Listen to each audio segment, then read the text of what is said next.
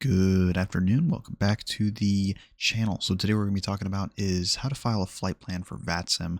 The websites that I use that are, I think, the quickest way to do it, just because of the ecosystem of Navigraph, as well as one piece of software you're going to want to download. So the first piece of software you're going to want to download is just Navigraph Symlink. That's because when you open up Microsoft Flight Simulator or whatever flight simulator you're using and you connect to the server with vPilot or whatever, it's going to go ahead and automatically upload your positional data to the charts, so that way you can see where you're going. It's super awesome, and it shows you on the map when you're taxiing, flying, and lets you stay en route. It's really nice for VFR. We're going to go ahead and go to Navigraph Charts. Now for Navigraph Charts, the flight that we're going to be doing today is from Denver to, let's do Aspen. Now, we might want to see beforehand when we're filing, is there anybody at Denver, or am I just going to be flying by myself? That's where we're going to go to Simaware. Simaware is a website that allows us to see every airport, everybody who's on. Now it's midnight, and it's a weekday, so there's like nobody on right now. But we can see that Denver, there is nobody at Denver. Denver is not populated right now. But if we wanted to fly West Coast, there is people on. We could go to over here to Las Vegas. We've got 3 people on. We got someone at ground tower, and we have our ATIS up, and it shows all of your frequencies, shows how long each of those members has been online, and it shows the ATIS code. It also gives you weather, which is still your ATIS. So maybe we want to fly from Las Vegas to LAX. Maybe you'd want to do that flight. Or let's say you're an East Coaster and you want to fly New York, and you're just like, all right, I want to make a flight plan. I'd love to fly New York, but no one's on. So when can I get on next? Well, let's hover over one of these. Oh, that's a little too high. So you go over here. Oh, look at that. We got the New York Air Show at 1600 Zulu, August 11. So maybe I'll set a flight plan for 1630, and I'll get on that day after work, and I'll fly the flight plan that I made in advance, and there will be tons of people on. So I already know that that's on, and it helps you kind of schedule your flights for people who have a busy schedule. Also, you can always just cancel your flight if you know, life gets in the way. So back to Navigraph. Let's go ahead and start a new flight and select Denver. And let's go ahead and for our origin, and for our destination, let's select Aspen. So this is giving us our direct route. This is not actually the route you're ever going to fly, because there's no waypoints. There's nothing really for VFR that's helping you get from point A to point B. You don't really know where you're going. The stars are not really helping you here. So what we're going to do is, it's mandatory that you have a departure route, especially for IFR. So let's go ahead and look at our available departures. Now, this might look intimidating at first, because you're just like, oh, geez, like what am I going to pick here? It's actually going to pretty much auto pick it for you. But we're leaving from Denver. Here's the scope. We are going to want to go, which one is closest to our line? The Connor transition pretty much goes straight out and gives us a really nice lineup. Because if we go down here and look at Aspen, yeah, this route, it's not going to meet up too well with the runway. This one will. So if we take the Rocky 6 departure, or it might be filed as the Connor departure, we will go and it will be perfect. So let's go ahead and file for Connor 7. Boom. And let's go to Connor. Now we've got the Connor. Let's go ahead and do Werner transition, because I kind of messed it up. Connor Werner transition. There we go. I'll add a route. Nice. Now it goes, oh, and then let's also pick our runway. Ideally, this could change on the fly depending on what the ATC wants to give you that day, but runway 25 goes straight out. So let's go ahead and select runway 25. And also, weather's looking good for this one. So we're going straight out. Foams, Connor 7. Still staying on the Connor departure. Werner transition. Now, it's kind of hard to see here. Actually, I can make it a little bit more visible by doing this. And then picking an actual runway. We want to land runway 15. So now that we have that, let's go ahead and pick an approach. And the best approach is going to be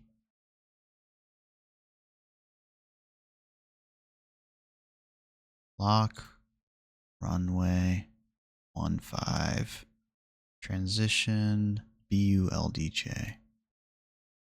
Boom. So this is basically going to keep us right there. Now we could just stay here and then go in, which is what we're going to do. Or you could just go BULDJ and then turn in. And then of course, if they need you to go around, then you can come through. They might tell you to come over here, spin the traffic. You know, there's a bunch of different things they can do. Now, this is just you setting up a route of what you think you will like and getting used to what the map is going to look like. Let's switch this back to VFR and switch it to nighttime.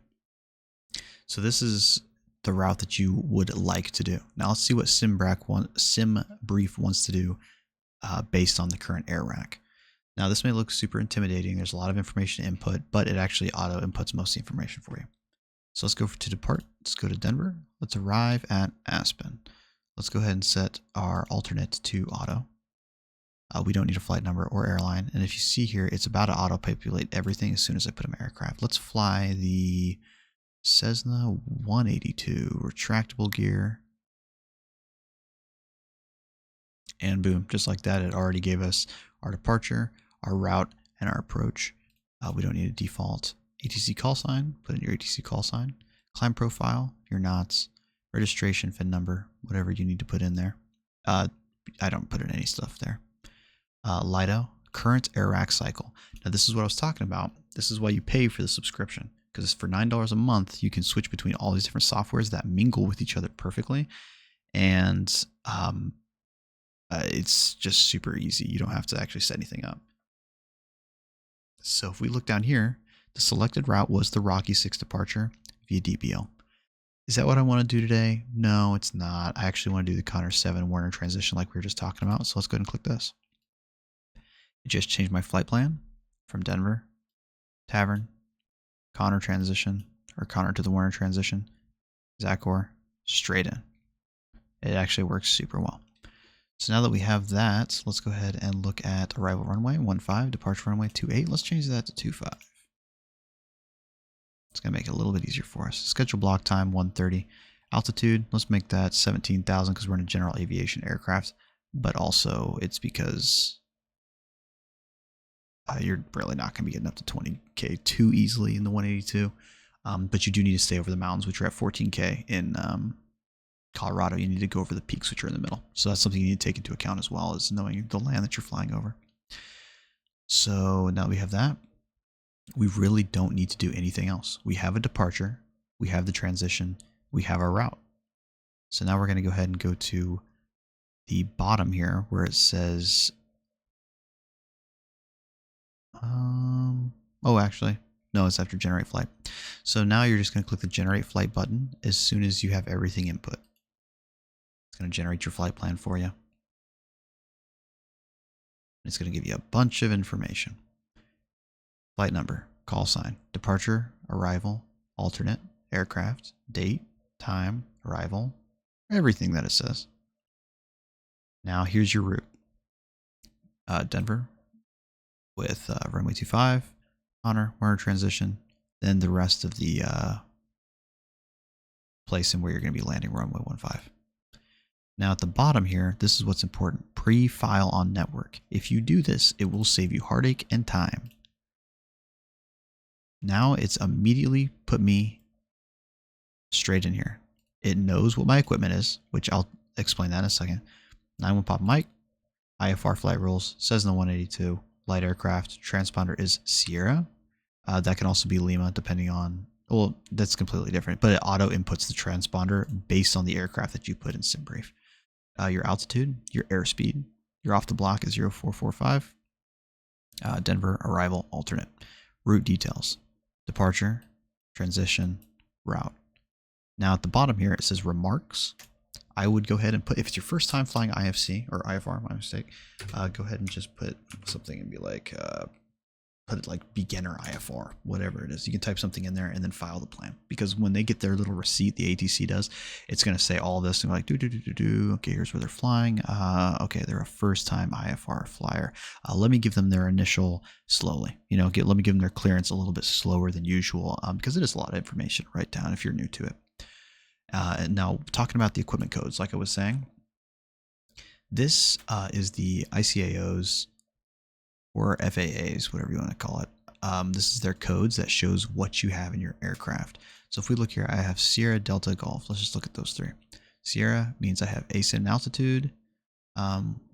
Delta is that I have a DME for navigation. And then Golf, which is I have GNSS, which shows that I have these Garmin. I'm assuming that's Garmin navigation system. I'm assuming, I don't actually know, but it's just easy to look it up. You don't have to look at this stuff and be like, oh man, do I have Bravo 2? Do I have, just look it up on the internet, see what your aircraft has. Also, you need to make sure that you know this right here. So you see this type craft. This is a Cessna 182. This is actually, it auto put this in there. This should be G. I can't edit it now, I don't think, but this is supposed to be Cessna 182 Golf for the aircraft that I'm flying. But I guess it's not too important, but if you want it to be lifelike, that's what I would do. Now, once you're done, you're just going to click Fly All Plan. I'm not going to because I'm not flying it, but this is where the magic happens. So now that you've filed it and we pre-filed this, go ahead and look at Navigraph real quick. Now, you can use Navigraph with just the desktop like I'm using on an alternate monitor, or like an iPad, which is what I use. I use an iPad and throw it up on there so it can be a little bit more lifelike, especially when I'm writing down clearances. And you're going to go Import Flight. So what you just did on SimBrief when you filed this, or not filed it, but had it written up, import from SimBrief. Okay, then to case, it shows our exact route and where we're departing. Go ahead and import it. Boom. It's going to throw it up there exactly how we wanted it. And if we click this magic button right here, you can go ahead and hide this for more screen space. Once you click this Enable Moving Maps, you're going to click it, and that symlink, like I was talking about earlier, it's going to line up. It's going to zoom you all the way into your ramp, and it's going to show you as a little pink triangle. It's going to show your heading everywhere which you're at, which makes it super nice to taxi, and it lets you fly the route and stay on course super easy, especially if you're doing VFR or IFR and don't have like a super nice autopilot. And this just lets you stay on course. And that's the main reason that Navigraph is worth it to me, is for that feature alone, but also it's just so easy to file with them. You get the current things. It's like, oh, I'm leaving Denver real quick. Let me pull up this chart. Boom, got the entire chart. If you want to pull up the chart as an overlay, you can click this button. It'll show you it as an overlay. You want to see the departure route, and you can kind of see your SID and everything else. There's a map for that. Want to see your incoming real quick while you're flying there and you're about to turn maybe to, you should do it way before then, but if you're about to turn to final, you'd be like, okay, let me see where the pull off is. Okay, elevation 7,600, elevation 7,800. So I've got 200 feet of elevation, which means it should be easier to stop. Yeah, 8,006 in the center, or that's actually the length. But just go ahead and hit the brakes, boom, and should be able to get off at the first, or I guess the second turn off to go into the hangars. And just kind of looking at that, it also gives you your ground codes and your clearances, which is super nice. But that's pretty much it. That's how you file from there to Vatsim, just by using Navigraph, SimAware, and SimBrief. Now, I would still encourage you that even though you filed this stuff, it's very important that you know the aircraft that you're flying, because if you file this, you jump in your Cessna 182 you just bought in the store, and you go for a ride, and then all of a sudden they say, yeah, November 91 Papa Mike, we're going to go ahead and have to reroute you. Then it's like, oh no, what are you going to do? Are you going to leave the sim and go do this all over again? No, you're just going to do it in the plane. You're going to go to your Garmin or your G3000, G1000, whatever it is that you have for navigation, and you're going to put in the new information. So if you don't know how your aircraft works, this really isn't worth it too much to you. This is basically just telling ATC, hey, I'm here. I want to go there like this. And they're going to say, okay. Or they're going to say, not okay. And if they say not okay, you need to know how to tackle that, which it's your responsibility to know that before you even really attempt to do too much. I know it can be intimidating, but it's so much more rewarding when you do the practice in advance, when you learn your aircraft, when you learn all this stuff and just take off little bites of the pie. The ATC is there to help you. They're not hostile. If you're making a lot of mistakes, they might, get a little frustrated, but they're there to help you. And just let them know, like I said, in the when you file, let them know that you're a new pilot. Let them know that you might need help, because there's really no other way to learn besides watching YouTube videos like this and doing it for yourself. If you need any other help, please leave a comment, subscribe to the channel for more information. I'm going to be putting out these videos every once in a while. I don't really post too often, but I just like posting information I think needs to be out there. And I'll probably post one every year going forward. So appreciate you sticking around and have a good one. Peace.